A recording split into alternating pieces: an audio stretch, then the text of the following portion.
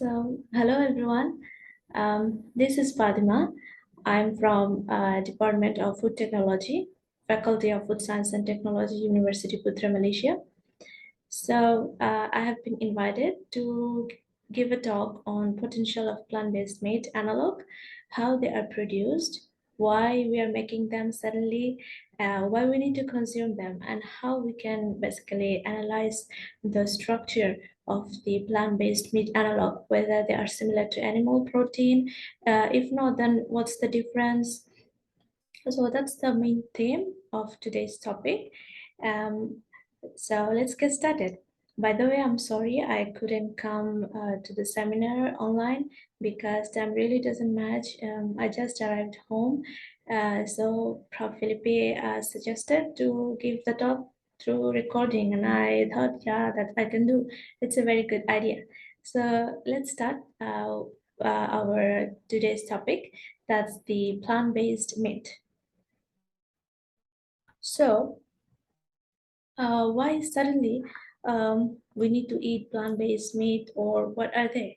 It's actually a fabricated food that can mimic the characteristics of traditional plant-based meat.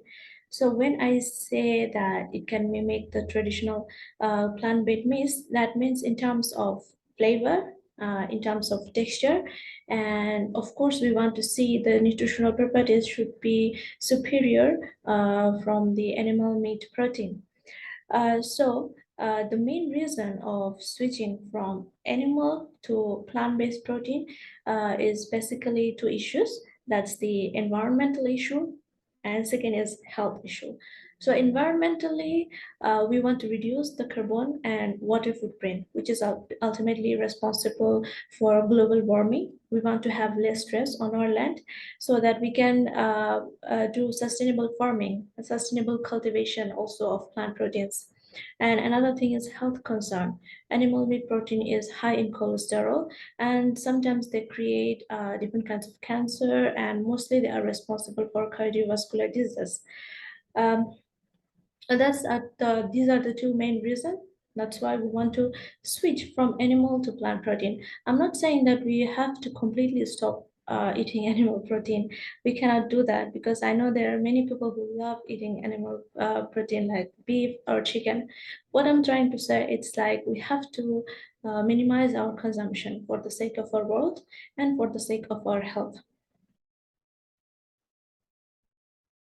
So next, we have the scenario of plant-based meat analog. What's its status in global market? So basically, Europe and USA are the main leading country who are producing plant-based meat analog, followed by China, and it is expected to reach 10 billion by 2026. The market growth, which is around 14.8%. So that's actually huge. So that's the market growth. And next we have that what's the demand for the plant-based meat analog? In developed countries, actually the demand for plant-based product is quite high because they are quite health conscious people. And in Asia or other countries, this awareness is coming. We have now huge pressure, or I would say huge motivation to create plant-based meat analog or plant-based dairy products instead of animal milk. We can make plant-based milk analog from different kinds of bean, like almond milk, soy milk, and not only building the milk, we want to also create the similar emulsion that that milk product has, so that we can have that flavor and mouthful texture from our milk. But that's a different topic. That's the milk analog. Today we will talk about meat analog. So the demand is quite high in all over the country, and it is expected to rise by 2030, around 7.7% of the global protein market. So among all the plant-based product, the first category that consumers are mostly interested is plant-based milk that's coming from soy, rice, almond, or oat milk. Second, we have meat substitute. And from the meat substitute category, people or consumer prefer burger, sausages, pulled pork from jackfruit.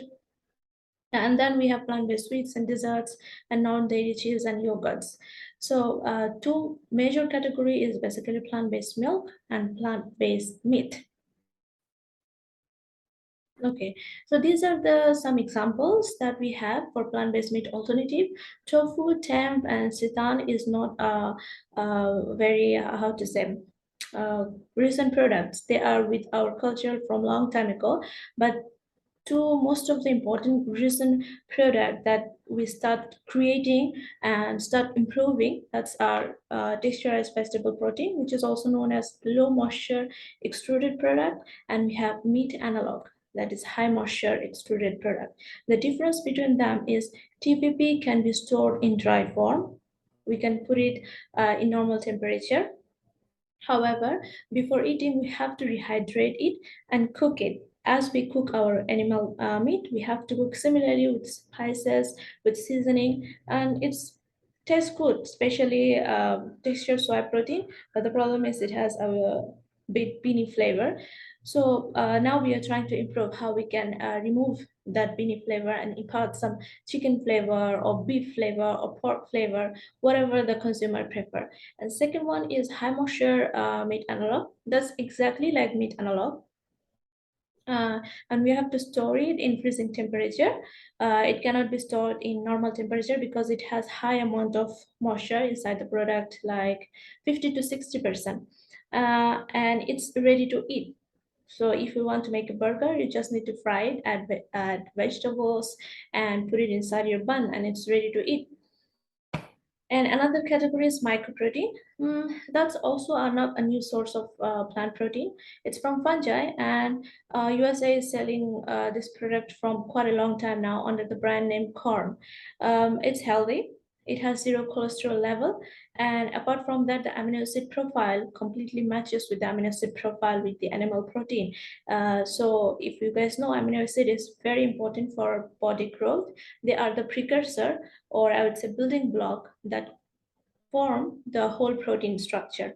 And when we consume protein, they are synthesized into amino acid, and our blood consume that amino acid so that we can have energy, we can grow our hair, our nail, everything grow because of this amino acids. So it's very important that we get all the essential amino acids from our food that our body need to grow. So before producing any protein-based food product, we have to make sure that it's a good quality protein. And what's a good quality protein? The protein that have protein digestibility, corrected amino acid score ratio equivalent to 1 is a good protein. That means it has all the essential amino acids that our body need to grow. Okay. So these are some brand of who are producing plant-based meat analog and what kind of technology they're using. So in Malaysia, we have two brands. That's Nanka, they are producing meat analog from jackfruit and textured vegetable protein. And sometimes they mix some part of animal meat, especially for the consumers who want somehow animal protein in their diet. So it's just that we want to convince them that how it feels to eat plant-based protein. So we give them a little animal protein and little plant protein, and maybe one day they will switch to plant protein. Okay, so next, have future food. They're using extrusion technology. That's the most common technology nowadays that we use for the production of plant-based meat analog. They're producing pork meat analog and high-fiber chicken from non-GMO soy, chickpea, pea, and rice protein. And what to tell about United States of America? I'm sure you all know what kind of brands available there. So we have Beyond Meat, Impossible Food. Both of them are using extrusion, and actually the ingredient list is quite a lot. But the main ingredient from the main ingredient, that is the protein source is pea protein. If I'm not mistaken, they're also using potato protein. From the Impossible Food, whey protein, potato protein, and soy protein. So you may think why we need to add so many protein source in one single food product, and what are their effect? The main reason is plant protein alone don't give you all the essential amino acids that need for our body growth. That's why sometimes we mix and match cereal protein and legume protein so that they complement each other and we can have a complete amino acid profile. But that doesn't have any adverse effect on our body. So nothing to worry about. When we see a lot of ingredients in the leveling, you don't have to worry about. Just know what kind of additives they are using.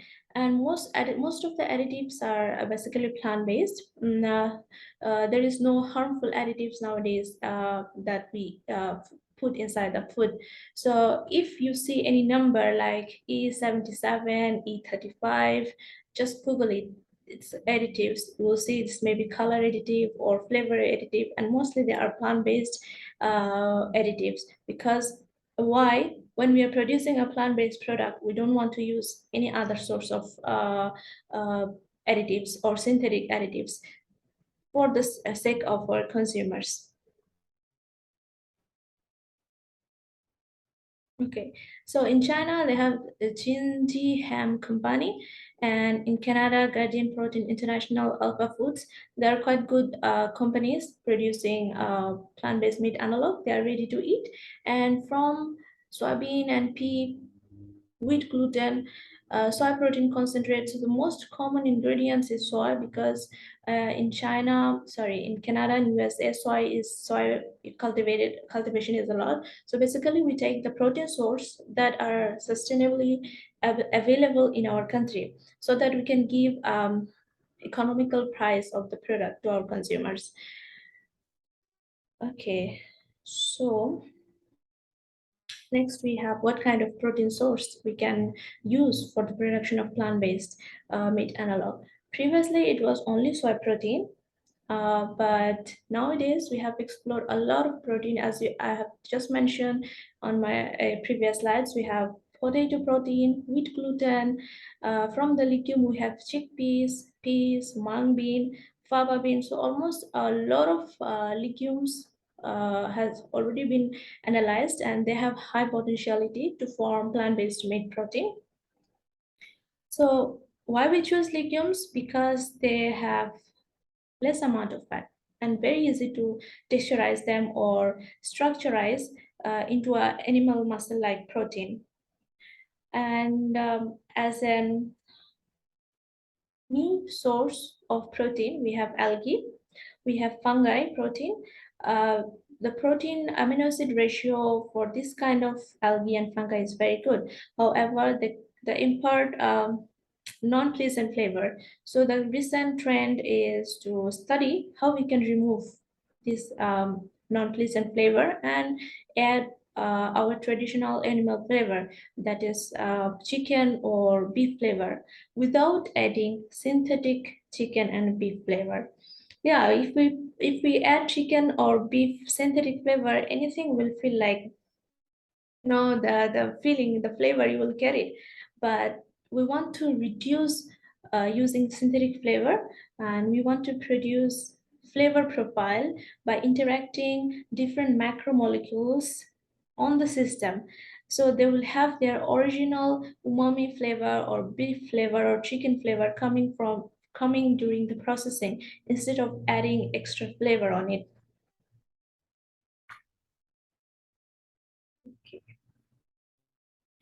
So these are some technology that I have listed here that we can produce plant-based meat analog, like extrusion, shear deformation, with wet spinning, electrospinning, hydrogelation, and bioprinting.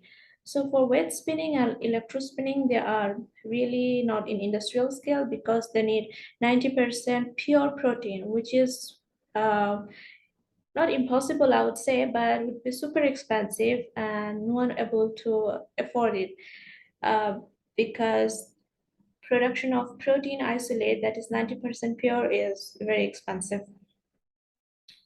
And hydrogelation is, it doesn't require any kind of equipments to produce. However, the primary product that we need is texturized vegetable protein. For that, we need to use either extrusion or shear deformation technology.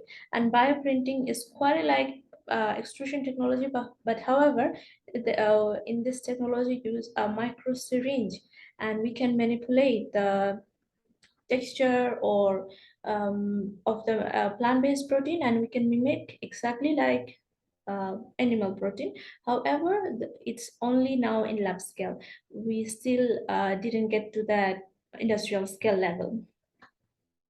So most commonly we're using extrusion now, and shear deformation is on available in industrial scale. I think Professor Van der Goed from Netherlands doing research highly on shear deformation. They can produce a whole cut of beef meat, a huge cut. So Professor Van der Goed is doing extensive research, and I think currently it is patented under Netherlands government. So this is some closure picture that you can have. Meat analog, you can see. This is plant-based meat, and this one also plant-based meat coming out from the equipment that's called extruder. It has a screw inside. So if I simplify the process, the main thing is we are adding plant protein powder inside the machine, and then we have a screw that's rotating like this way. So when the screw is rotating, there is another device that are producing moisture, and we can control it. So the moisture and water will mix together, and they will form a paste. And when we add temperature on it, like 100, 120, 140, it will cook inside. And what we do, while when the product is coming out of the machine, we immediately cool it. So there is a gel that form, and it can give you the sensation of meat-like texture. It's almost like similar technology that whenever you make poached egg or fry the egg, you see the egg will become hardened and turn to white. That's the gel formation from the egg. Egg white is protein, right? Similar thing, that's what we're doing here. But to form a gel here, after heating, we need to cool it immediately. So that's how it form a gel and give us the texture and mouthfeel of meat. Similar technology is used for this machine and for this machine too. It's just that the technical parameters are different. However, the concept is same.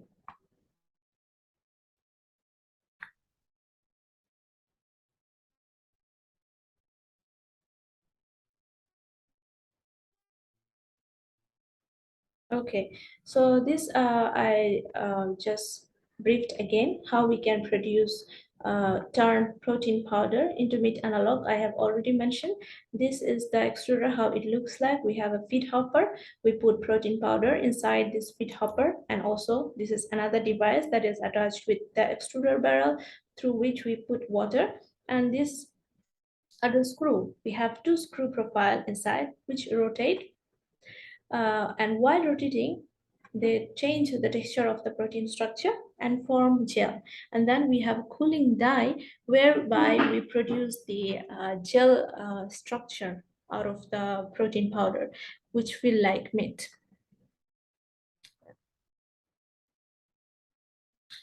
So these are some SEM photos for texturized mung bean protein. So when texturized mung bean protein, that means our low moisture food, huh? Low moisture meat analog, it's not high moisture. So when we are producing a low moisture meat analog, you can see these are the fibrous texture. And after hydrating, this small hole or pockets that we have, it hold the water. So if we can add fat, or if we can add an emulsion of fat and water, it will hold the flavor as well, and will create a microstructure like this, connecting the fibrils together. Okay. These are some toxicology study or histology study that was conducted in vivo. I have conducted it by myself because I was very curious to know whether it has any toxic effect on our body. And this is a very rare study. Until now, very less researcher have conducted research on this topic. However, I was very interested to know that before I eat this product, I want to know what's happening. If there is any toxic issue, because when we extract the protein, we use chemicals. So I just want to know if they are affecting our body in somehow. However, the rats were perfectly healthy for a 1 month study. There were no toxicity in their body, and I got all the healthy tissues for heart, liver, kidney, lung, and testes. So I was quite happy. Thank God. There's no adverse effect on our body. So the last thing we have, what are the challenges that we are facing? The main challenge is we want to have exactly same flavor and taste that's similar to animal protein. And another thing is, as I mentioned before, that is protein digestibility corrected amino acid score. Very important to know. Usually animal protein and milk have the score 1. That means they have all the essential amino acids.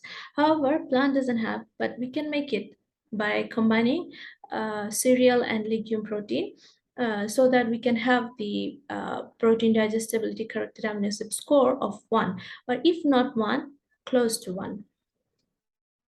And we also want to have some unique properties out of plant-based meat analog. And it's actually very easy to do because plant protein always come with extra benefits. They have like anti-inflammatory activity. They don't have high cholesterol levels, so your heart health will keep good.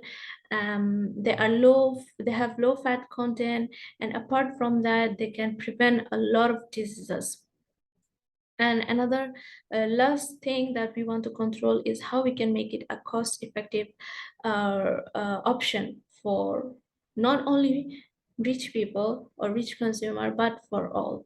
Because I believe healthy food is for all. It's where we cannot just make it for a specific group of consumer. Nowadays, it's quite expensive because we have less industry working on that matter. But what I can assure that the researchers has already started, and very soon, maybe by 2030, the price will go down a lot, and many people will able to get their hand on plant-based meat analog. So that's all for today. If you have any question, please you can send email to me and ask your question. I will try to reply, inshallah. Thank you very much for listening. Have a good day, and it's a good night for me.